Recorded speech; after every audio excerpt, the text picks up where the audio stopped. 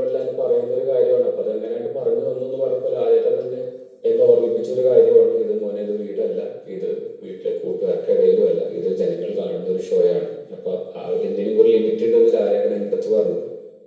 ഞാൻ ഇന്നലെ ശാരിക ചേച്ചിയോട് പറഞ്ഞതും അതാണ്. നെവിൻ പല ടൈമിലും പലപ്പോഴായിട്ടും ഒരു കൂടുതലായി എന്താ പറയാ, ഗേൾസിന്റെ അടുത്ത് ഒരു കൂടുതൽ അട്രാക്ഷൻ കാണിക്കുന്നത് എനിക്ക് ഫീൽ ചെയ്തു. അതൊരിക്കലും ഞാനൊരു സദാചാര ബോധത്തിൽ നിന്ന് വരുന്നതോ അങ്ങനെയൊന്നുമല്ല. ഞാൻ അങ്ങനത്തെ ഒരു മൈൻഡിലല്ല ചിന്തിച്ചത്.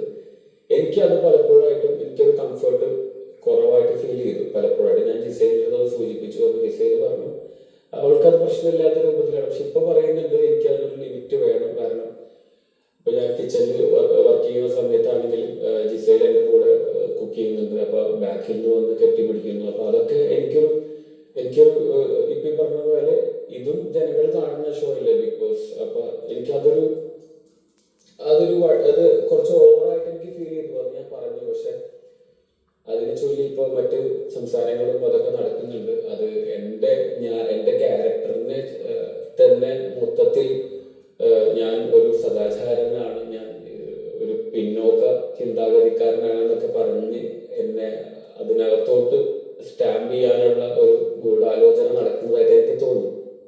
അത് ഞാൻ ബിഗ് ബോസിനടുത്ത് ഷെയർ ചെയ്യുന്നതാണ്.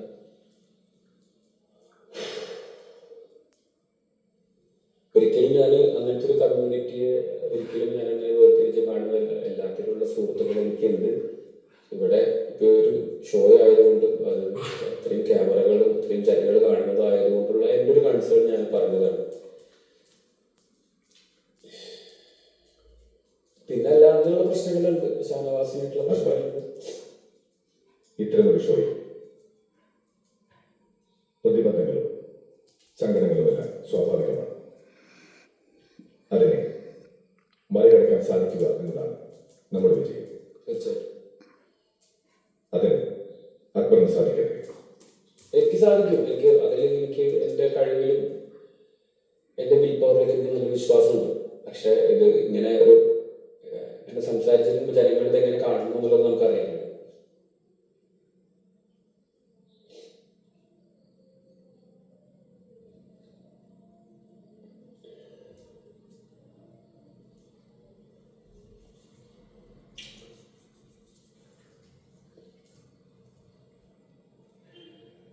അക്ബറിന് ഇവിടെ ഒട്ടും പൊരുത്തപ്പെടാനാവാത്ത ഒരു വ്യക്തി ഉണ്ടെങ്കിൽ അതാണ്. അങ്ങനെ ആരുമില്ല. ബിക്കോസ് എല്ലാവരും പൊരുത്തപ്പെടാവുന്ന ആൾക്കാർ തന്നെയാണ്. ഗെയിമിന്റെ ഭാഗമായിട്ടുള്ള അങ്ങോട്ടും ഇങ്ങോട്ടുള്ള ചേരിതിരിവും പ്രശ്നങ്ങളും മാത്രമേ ഉള്ളൂ. ഞാൻ നോക്കിയിട്ട് ഷാനവാസ് ആണെങ്കിലും മറ്റാരാണെങ്കിലും പൊരുത്തപ്പെടാൻ പറ്റാത്ത ആരുമില്ല.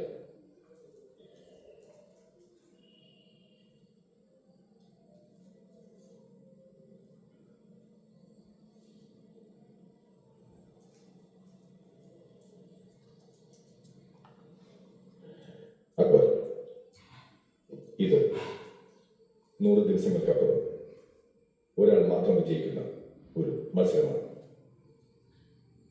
ഒരു വ്യക്തിഗത മത്സരം. അതുകൊണ്ട് ആത്മവിശ്വാസത്തോടെ കളിച്ചു മുന്നേറുക.